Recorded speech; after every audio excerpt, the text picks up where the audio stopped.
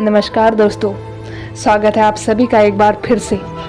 दोस्तों, अगर आप अपने जीवन में कुछ नया करना चाहते हैं, कुछ नया सीखना चाहते हैं, बड़े लक्ष्यों को प्राप्त करना चाहते हैं, तो हमारे साथ बने रहें दोस्तों। गीता का एक उपदेश, एक प्रसंग है दोस्तों, कि आपने कोई भी कर्म किया हो उसका फल आपको जरूर भोगना पड़ेगा। अगर आपने अच्छे कर्म किए हैं तो जाने अनजाने किसी मुश्किल वक्त में आपको वो आपके अच्छे कर्म उस मुश्किल वक्त से बचा लेंगे। अगर आपने गलत कर्म किए हैं, पाप किया है, तो उसकी सज़ा भी आपको ज़रूर मिलेगी। क्योंकि इंसान कितना भी छुप कर कर्म करे, भले ही वो कितनी चालाकी से कर्म करे, लेकिन कहते हैं कि परमात्मा की नज़र हमेशा उस पर बनी रहती है। हमारे एक एक कर्म पर वो प्रकृति, वो परमात्मा अपनी दृष्टि बनाए रखते हैं। हमारे एक एक कर्म का हिसाब होता है। एक गांव में दो मित्र रहते थे। उन दोनों ने विचार किया कि इस गांव में हम धन नहीं कमा पा रहे हैं। वो धन कमाने के लिए शहर में चले गए। कुछ वर्ष वहां रहकर उन्होंने काफ़ी धन कमाया, तो सोचा कि अब हम अपने घर वापस चलते हैं। पर्याप्त मात्रा में हमने धन एकत्र कर लिया है। इस समय पे यातायात की सुविधाएं उतनी ज़्यादा नहीं थी। वो अपने पैरों पर ही यात्रा कर रहे थे। चलते चलते उन्हें रात हो गई, तो उन्होंने विचार किया कि आज रात हम यहीं विश्राम करेंगे। एक ने कहा, मैं यहाँ पर धन की रक्षा करता हूँ, तुम बाजार जाकर भोजन की व्यवस्था करो।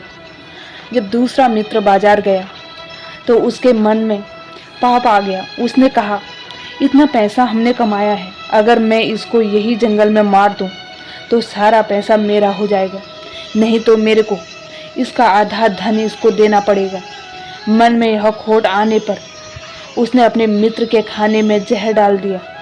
जब वह खाना लेकर अपने मित्र के पास गया, उसका वो मित्र जहर वाला खाना खाकर वहीं पर उसकी मृत्यु हो गई। वो व्यक्ति सारा धन लेकर अपने घर वापस आ गया। फिर उसके घर में एक पुत्र ने जन्म लिया। जब उसका बेटा पैदा हुआ तो वो बहुत बीमार रहने लगा। उसने अपने जीवन में जो कुछ भी धन कमाया था, उसका वो सारा धन अपने बेटे के इलाज में खत्म हो गया। बेटा बड़ा होता गया और उसका धन नष्ट होता गया। जब उसका बेटा और बड़ा हो गया तो उसके पिता ने पूछा कि बेटा, तू इतना बीमार क्यों रहता है, तू ठीक क्यों नहीं होता? मैंने अपनी ज़िंदगी का सब कुछ तुझ पर लगा दिया है, फिर भी तेरी तबीयत ठीक नहीं रहती। उसके बेटे ने बोला, कौन सा बेटा और कौन सा पिता? मैं तेरा मित्र हूँ, जिसको तूने जंगल में जहर देकर मार दिया था, लेकिन मैंने अपना वही हिसाब पूरा करने के लिए तेरे घर में पुत्र के रूप में तेरे घर में जन्म लिया। अब मेरा तेरा हिसाब बराबर, मेरा जीवन अब यही समाप्त होता है। तो गीता का यह उपदेश हमें यही सिखाता है, कोई अपने को कितना ही चालबाज समझता हो, होशियार समझता हो, लेकिन अगर उसने गलत कर्म किया है तो उसके आज नहीं तो कल उसका फल अवश्य उसको भोगना पड़ेगा। कोई भी व्यक्ति अपने कर्म का फल बिना उसे भोगे कभी नहीं छूट सकता दोस्तों। जो इंसान स्वयं से खुश नहीं, वो दुनिया में किसी भी चीज़ से खुश नहीं रह सकता। आज के समय में अधिकतर लोग खुशी के लिए भटकते रहते हैं। उनकी खुशी उनके वर्तमान में नहीं होती, या तो उनकी कल्पनाओं में होती है या उनके भविष्य में होती है। जिस इंसान की खुशी इस पल में नहीं है, वो खुशी के लिए हमेशा भटकता रहता है।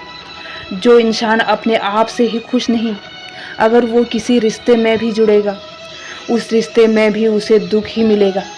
अगर किसी काम से जुड़ेगा तो उस काम में भी उसे दुख ही मिलेगा। वो जहाँ जहाँ जाएगा अपने साथ अपने दुख की ऊर्जा साथ ले जाएगा। याद रखना, जगह बदलने से, रिश्ते बदलने से या काम बदलने से खुशी नहीं आती, लेकिन वो इंसान जब खुद को बदल दे तो जीवन में खुशियाँ ज़रूर आएंगी। जो लोग खुद से खुश नहीं होते, वो खुशी के मौके पर भी कोई न कोई दुख ढूंढ लेते हैं। वास्तविकता में खुश रहना और दुखी रहना एक मन की प्रक्रिया है, मन की कल्पना है, मन का अभ्यास है। अगर आपने अपने मन को बात बात पर उदास होने की ट्रेनिंग दे रखी है दुखी होने की ट्रेनिंग दे रखी है, तो धीरे धीरे आपका मन खुश होना भूल जाएगा। अगर आपने अपने मन को छोटी छोटी बातों पर खुश होने की आदत डाल रखी है, तो आप जिंदगी के हर पल में खुशियों को जी पाएंगे। इतनी सी बात अगर किसी को समझ में आ जाए कि खुशियाँ और दुख हमारे मन की आदतों से चलती है, तो आप अपनी ज़िंदगी को खुशहाल बना सकते हैं या फिर अपने जीवन को दुखों के अंधेरे में धकेल सकते हैं। इसलिए इसे समझना बहुत ज़रूरी है कि जीवन में अगर खुश रहना है तो छोटी छोटी चीज़ों में भी खुशियाँ ढूंढने की नज़र होनी चाहिए, नहीं तो बड़ी से बड़ी खुशी में भी आपका मन दुख ही ढूंढ लेगा। श्रीमद् भगवद गीता का एक प्रसंग और है दोस्तों, कि इस संसार में हारे हुए इंसान की, तकलीफ में पड़े व्यक्ति की कोई मदद नहीं करता, और अगर कोई इंसान थोड़ा सा सफल हो जाए तो उसे कोई खुश नहीं होता। इसलिए अपना दुख किसी को मत बताओ और अपनी खुशी किसी के आगे मत जताओ।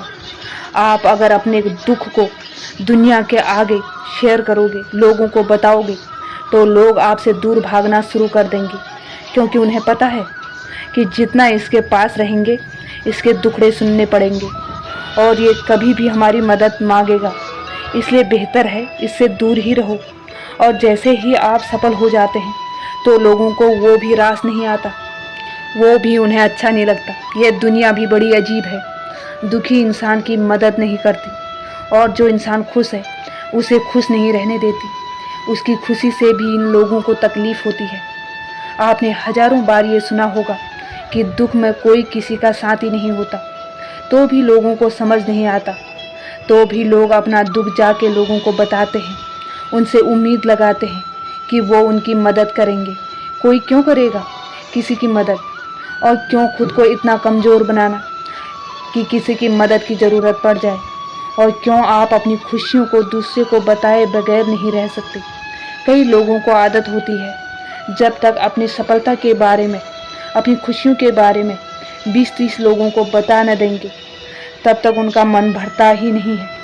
इसलिए जब आप अपनी खुशियाँ लोगों को बार बार बताते हो, तब आपके बनते हुए काम रुक जाते हैं, बनते हुए काम भी बिगड़ जाते हैं, क्योंकि काम बनने से पहले ही आप अपनी योजना के बारे में सबको बता देते हैं। जब तक आप सफल हुए नहीं हो, किसी को कुछ मत बताओ।